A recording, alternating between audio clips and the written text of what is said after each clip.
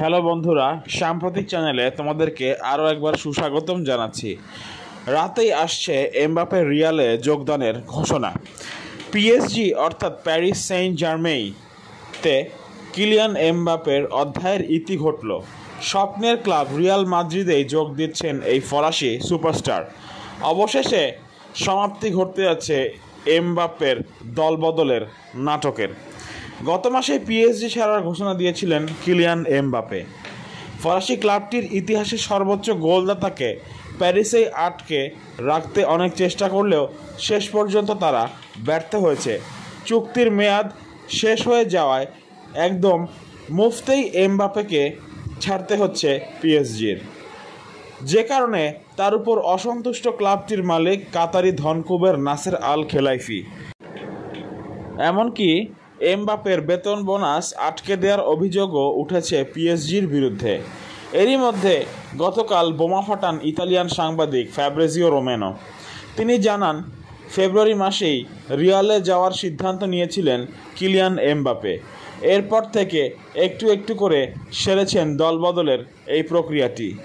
Fabrizio Romano জানান, রিয়ালের সঙ্গে চুক্তি করার যে ব্যাপারটা, সব ধরনের ফর্মালিটি সেগুলো তিনি সেরে ফেলেছেন। এমনকি চলতি সপ্তাহেই তার ক্লাব যোগ দেওয়ার বিষয়টি আনুষ্ঠানিকভাবে ঘোষণা দেবে রিয়াল মাদ্রিদ, এমনটাও জানিয়েছেন দলবদল এই বিশেষজ্ঞ সাংবাদিক।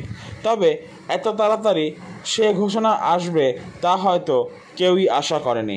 আজ রাতেই এমবাপ্পের রিয়াল মাদ্রিদে যোগ দেওয়ার ঘোষণা আসছে, বিষয়টি নিশ্চিত করেছেন খোদ এমবাপ্পে নিজে। এর আগে আজ ফ্রান্সের প্রেসিডেন্ট ইমানুয়েল ম্যাক্রোর সঙ্গে প্রকাশ্য বৈঠকে এই কথাটি জানান কিলিয়ান এমবাপ্পে। এমবাপ্পে 2017 সালে আরেক ফরাসি ক্লাব মোনাকো থেকে পিএসজিতে যোগ দেন। পরের বছর তাকে কিনে নেয় লিগ ওয়ানের এই জায়ান্টরা। কিন্তু কিছুদিন পর থেকেই এমবাপ্পের রিয়াল মাদ্রিদে যোগ দেওয়ার গুঞ্জন শুরু হয়। এরপর 2022 সালের গ্রীষ্মে রিয়ালে প্রায় যোগ দিয়েই ফেলেছিলেন এমবাপ্পে, কিন্তু ফরাসি প্রেসিডেন্টের হস্তক্ষেপে সে যাত্রায় রেকর্ড পরিমাণ পারিশ্রমিকের বিনিময়ে পিএসজিতে থেকে যান এমবাপ্পে। কিন্তু এবার আর পিএসজিতে থাকা হচ্ছে না, তিনি সরাসরি যোগ দিচ্ছেন তার স্বপ্নের ক্লাব রিয়াল মাদ্রিদে। বন্ধুরা, আপনারা কারা কারা রিয়াল মাদ্রিদ সাপোর্ট করেন সেটি আমাদের কমেন্ট বক্সে জানাতে ভুলবেন না। ধন্যবাদ।